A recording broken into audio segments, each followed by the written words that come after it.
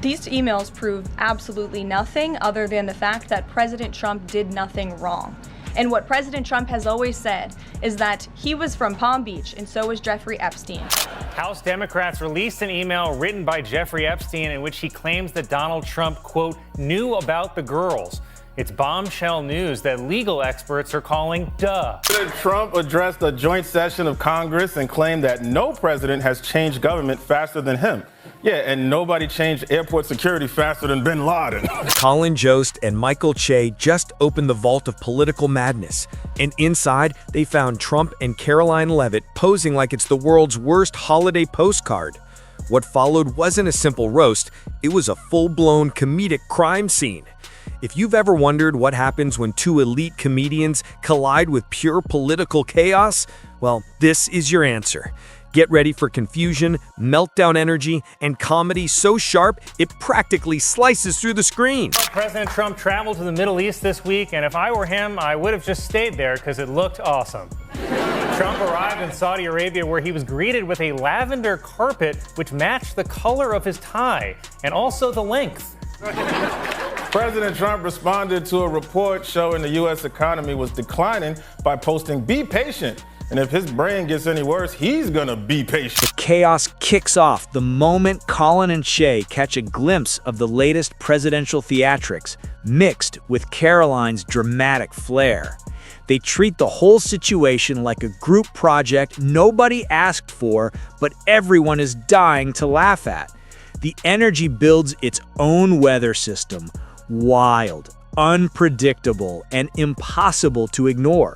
Nothing stays calm for even a second. I just have to say, in general, I don't really believe in conspiracies because as a member of the Illuminati, I know that we, the lizard people, control everything. And it's really hard to believe that Trump was so oblivious that he didn't notice his good friend was running an international pedophile ring. Though I guess Trump is the one guy on earth who thinks YMCA is a straight anthem. Before we dive deeper, if you're enjoying this video, make sure to subscribe and tap that bell icon. Colin fires off commentary like caffeine hitting the bloodstream, fast, chaotic, and unstoppable. He breaks down the president's choices like weird clues found in an old junk drawer. Every moment becomes a new puzzle. Karoline tries to step into the spotlight, only to slip right out of the storyline. The aftermath? Pure comedy flooding every corner of the screen. They also rolled out a mobile McDonald's truck for President Trump's visit, featuring Saudi Arabia's most popular new burger, the McJournalist. The Democratic National Committee protested President Trump's plans to accept a $400 million luxury jet from Qatar by flying a banner over Mar-a-Lago reading Qatar-a-Lago. It's the kind of hilarious stunt that makes you realize why the Democrats will never win again. The president keeps making announcements with the confidence of someone assembling furniture without instructions, and Colin fills the air with sarcasm that sticks like glitter.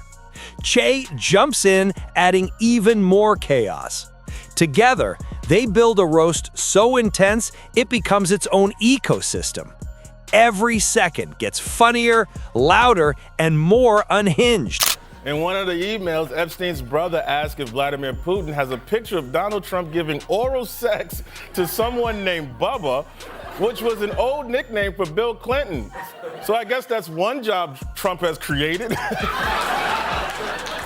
I don't know if that oral sex story is true, but I do know that image is burned in my brain like that scene from The Shining. Karoline steps forward like she's about to perform a dramatic monologue, but it ends up looking more like an infomercial that forgot what it was selling. Colin watches her political choreography with the face of someone witnessing interpretive dance in a grocery store aisle.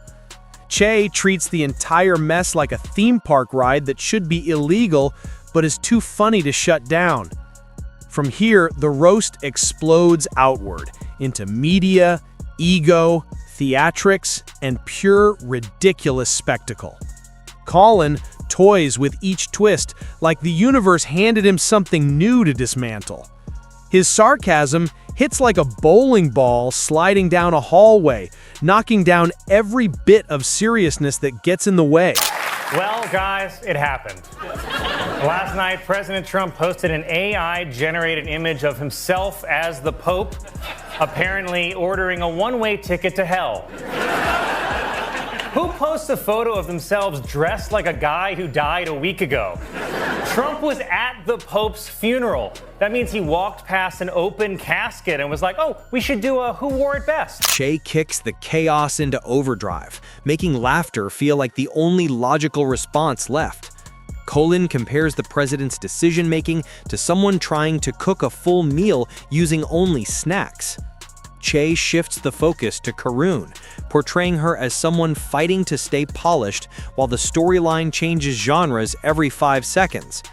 Their jokes snowball into a full comedic avalanche. President Trump, while on his trip, said that Iran has sort of agreed to terms for a nuclear deal in the same way Trump has sort of agreed to uphold the Constitution.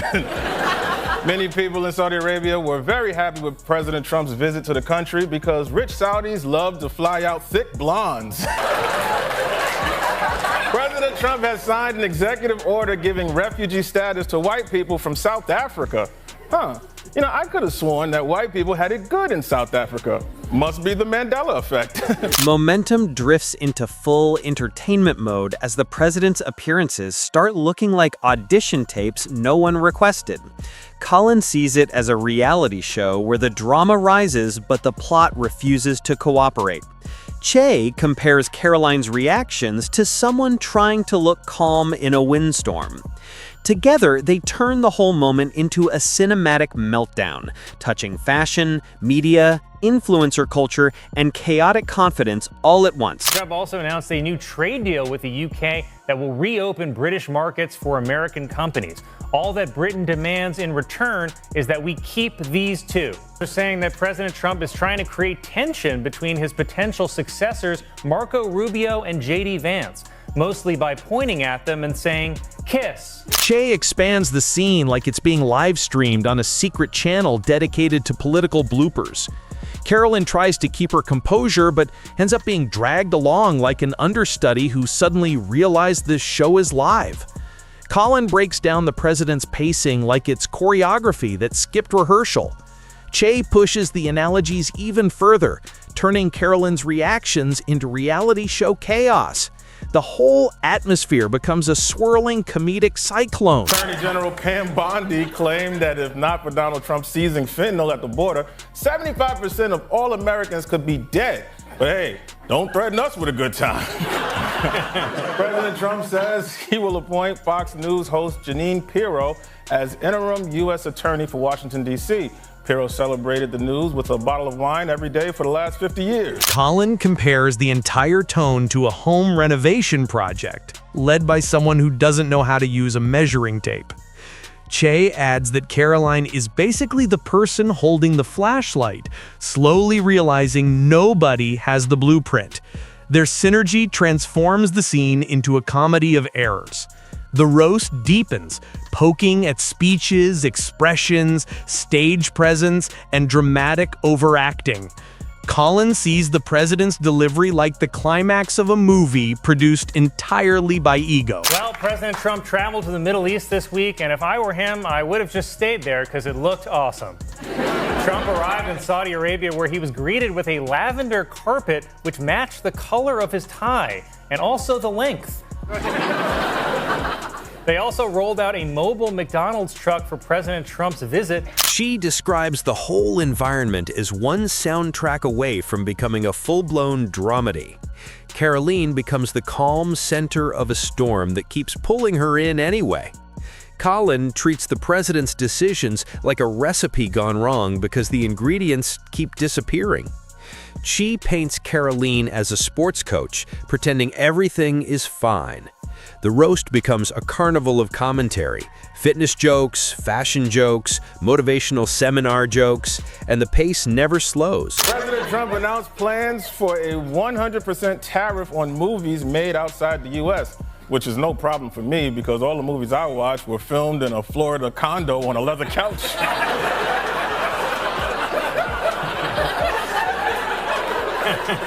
If you laughed, you're a fan too. President President Trump said he was interested in reopening Alcatraz because it represents something horrible and beautiful and strong and miserable and weak, which are also his nicknames for his 5 children.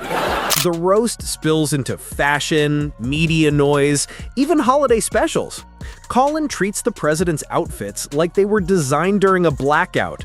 Jay compares Karoline's composure to someone desperately holding together a gift bag that's falling apart. They shift into lifestyle-level satire, survival show energy, late-night shopping channel humor, everything. Colin acts like he's selling the president's speeches at a midnight sale, while Che turns Karoline into the clipboard-holding staffer trying to keep the event together. In a cabinet meeting, President Trump acknowledged that due to his tariffs, this Christmas, children might only get 2 dolls instead of 30 dolls. Which brings me to my new segment, Oh Hell No. Oh, hell no! Oh, boy. Now, I rarely talk directly to the president, but you listen and you listen good. If I wake up on Christmas morning and I run downstairs to find only 2 dolls under my tree, I will lose my effing mind. Che turns Karoline into a character trapped in a storyline that keeps rewiring itself. Their satire transforms the moment into a fully expanded comedy universe.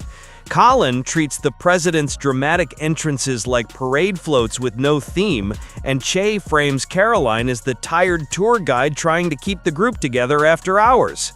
The absurdity balloons out of control, and that's exactly what makes it brilliant. His most popular new burger, the McJournalist.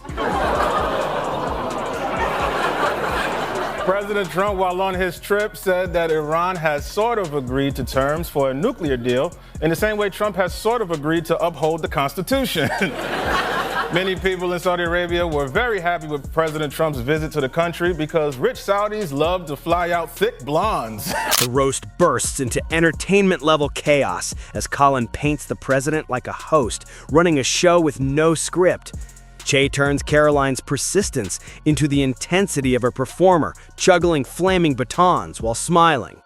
By the time they reach the final stretch, the satire has covered politics, fashion, media, ego, and full lifestyle ridiculousness. Colin highlights the president's confidence like shimmering bravado in the wrong spotlight. Che shapes Karoline's determination into a subplot, spiraling out of control. The result is a comedic crescendo, loud, sharp, explosive, with a final punchline that sticks in the air long after the moment ends.